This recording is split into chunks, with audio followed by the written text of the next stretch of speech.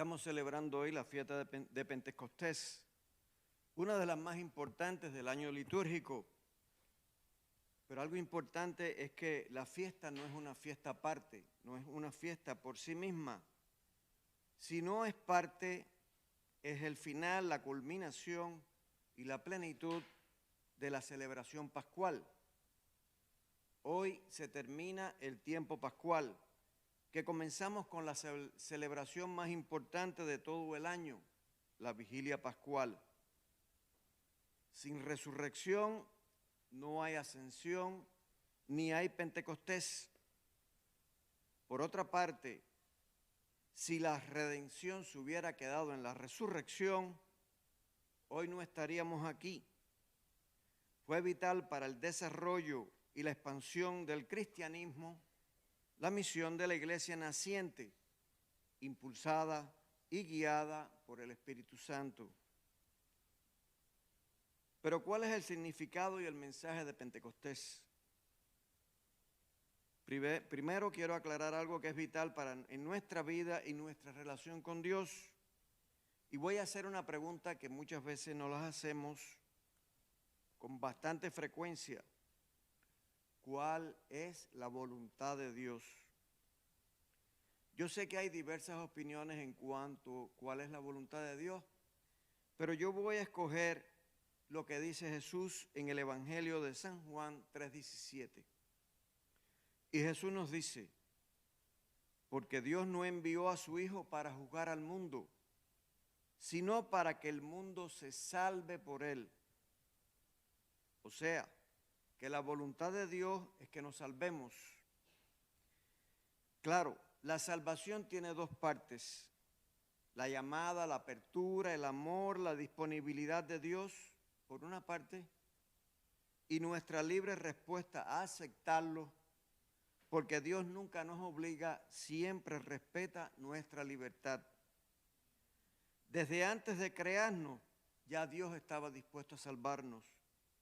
Y la historia de la salvación, también a veces llamada economía de salvación, agrupa todos los esfuerzos que Dios ha hecho a través de la historia para que nosotros aceptemos su amor, su perdón, su misericordia, su salvación.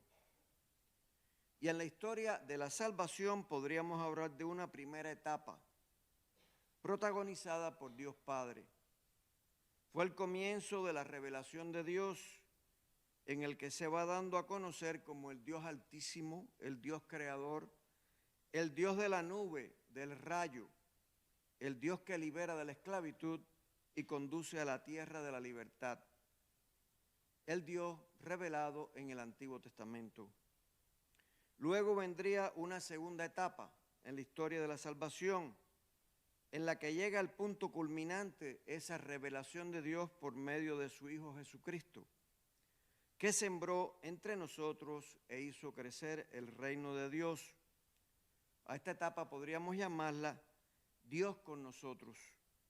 Dios es uno de nosotros, Dios en medio de nosotros, el Hijo de Dios hecho carne, frágil en Jesús, nos ofreció las claves de la felicidad en las bienaventuranzas, las claves para hacer este mundo un mundo mejor.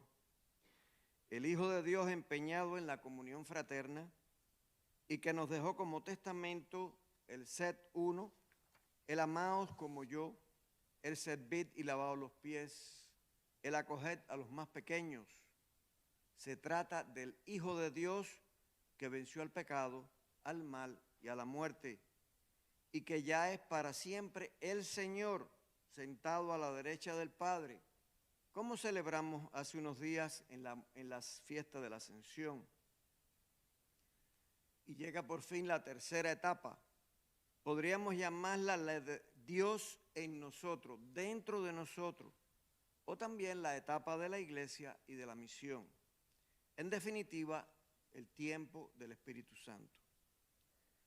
Esto nos ilustra un punto importante sobre Pentecostés que a veces tendemos a olvidar. Tendemos a olvidar que Pentecostés marca el momento cuando Dios continúa con la historia de la salvación, pero comienza a morar entre el pueblo de Dios de una forma totalmente diferente. Durante aproximadamente 30 años, Dios habitó entre el pueblo de Dios en la forma y en la persona de Jesús. Pero debido a que Jesús era verdaderamente humano, su presencia entre el pueblo de Dios se limitó al tiempo en que vivió. Su presencia además era limitada, solo estaba en contacto con aquellos que estaban alrededor de él. Dios quiere, después de esto, continuar habitando entre nosotros, pero de una forma totalmente nueva, una forma diferente a la de un cuerpo humano. Pentecostés marca el momento cuando Dios comienza a morar entre nosotros de una forma totalmente nueva, no en la persona física de Jesús, sino en la presencia espiritual del Espíritu Santo. Jesús habita ahora entre nosotros también de una manera nueva. Él reside entre nosotros no como alguien que está junto a nosotros, sino como alguien que está dentro de nosotros. Y eso es lo que quiso decir Jesús cuando le dijo a los discípulos: sin embargo, les digo la verdad, les conviene que yo me vaya. Eso está en Juan 16:7. Y de nuevo les dice: no los dejaré huérfanos, volveré a ustedes. Juan 14:18. Y esto nos lleva a un segundo punto sobre Pentecostés.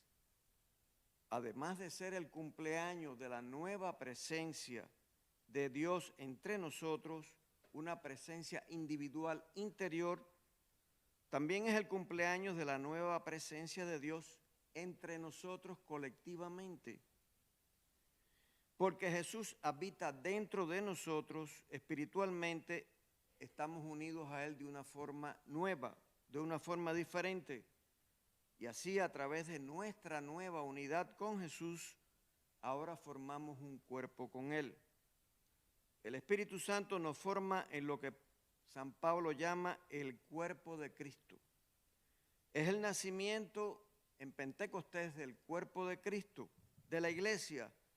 Es el cumpleaños de la nueva familia de Dios, de un Dios que se hace presente dentro de nosotros. ¿Y qué se nos dice de este Dios Espíritu?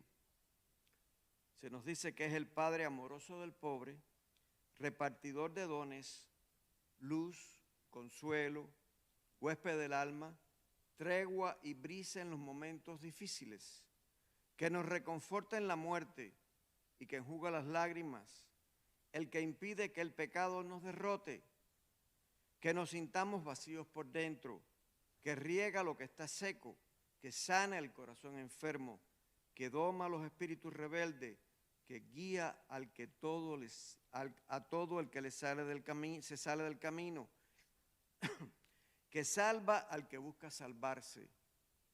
En definitiva, es todo lo que Dios hace o puede hacer en nosotros hoy. La acción del Dios vivo en los seres humanos para salvarnos. ¿Cuál debe ser nuestra respuesta a este espíritu que mora entre nosotros, que nos conforma como iglesia? Bueno, vamos a hacer un par de reflexiones solo. En una podemos comenzar a reconocer lo que nos dice San Pablo, que no sabemos orar como nos conviene en Romanos, y a menudo intentamos manejar a Dios en nuestro beneficio. Pero también dice San Pablo que el Espíritu viene en ayuda de nuestra debilidad y nos hace ponernos delante del Dios Padre y de su voluntad. Necesitamos pedirlo sinceramente y nos dice San Lucas: cuanto más el Padre del cielo dará al Espíritu Santo a aquellos que se lo pidan. Tenemos que pedirle a Dios que nos dé el Espíritu Santo. Y es bien importante aprender a descubrir la voluntad de Dios, que nos salvemos, y cuál es nuestro papel para ayudar a que nos salvemos y a que otra gente se salve. Y por eso se dice: Padre, hágase en mí según tu voluntad. Lo que tengo que ir eligiendo y decidiendo en mi vida cómo distinguir la voz de Dios en mi conciencia, cómo reconocer su presencia en mi vida cotidiana y en nuestra historia, cómo reconocer la presencia del Espíritu en mi comunidad. Es lo que se llama discernimiento, que es una de las tareas del Espíritu. También tenemos que estar muy alerta de que en la sociedad moderna todo lo que ocurre es muy exterior. Todo nos invita a vivir desde afuera, todo nos presiona para movernos con prisa, sin apenas detenernos en nada ni en nadie. A la paz se le hace muy difícil penetrar hasta nuestro corazón. Vivimos casi siempre en la apariencia de la vida. Se nos está olvidando lo que es saborear la vida desde adentro, desde el interior. Para ser humanos, nuestra vida necesita una dimensión esencial, la interioridad. Muchos no han descubierto lo que el silencio del corazón significa, ni han aprendido a vivir la fe desde adentro.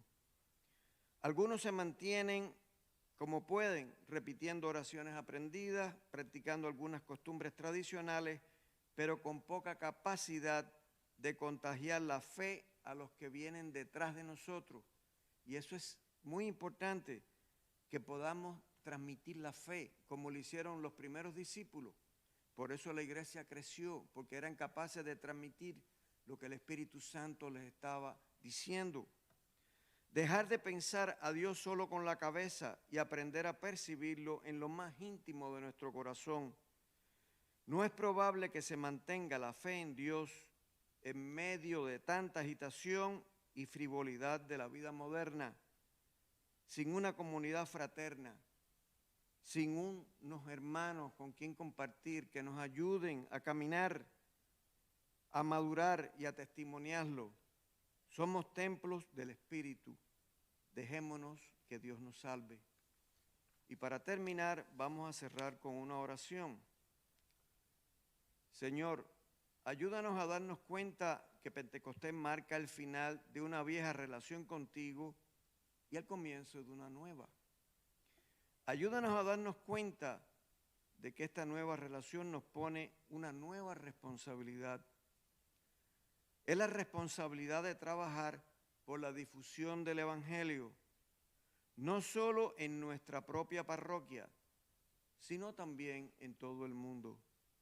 Eso es lo que el Espíritu nos llama a hacer, tanto individual como colectivamente. Ayúdanos a realizar nuestro llamado con confianza, con coraje y con compromiso. Amén.